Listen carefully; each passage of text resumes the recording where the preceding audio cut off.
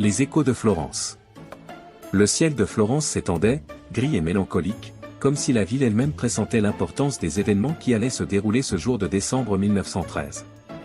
Les ruelles étroites, témoins silencieux de tant d'histoires, semblaient vibrer d'une tension imperceptible. Giovanni Peruggia marchait dans ces rues qu'il connaissait depuis son enfance, portant en lui un secret qui avait fait trembler le monde de l'art. 2 ans s'étaient écoulés depuis le vol audacieux de la Joconde au Louvre. 2 ans pendant lesquels chaque jour était à la fois une victoire et un tourment. La peinture qu'il avait si soigneusement dissimulée était là, dans son modeste appartement de la Via Petrella, attendant le moment où elle serait reconnue comme un trésor national italien.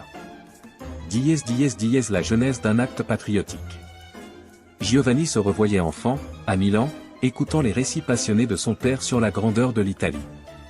Ces histoires parlaient de pillages artistiques, de chefs-d'œuvre emportés par les puissances étrangères, laissant une blessure profonde dans l'âme nationale.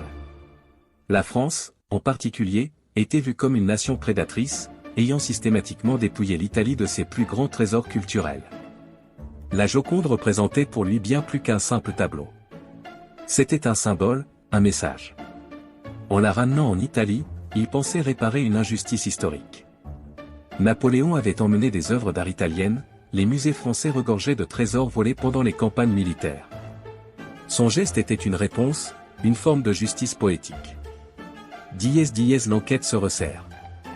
Les policiers italiens avaient progressivement resserré l'étau.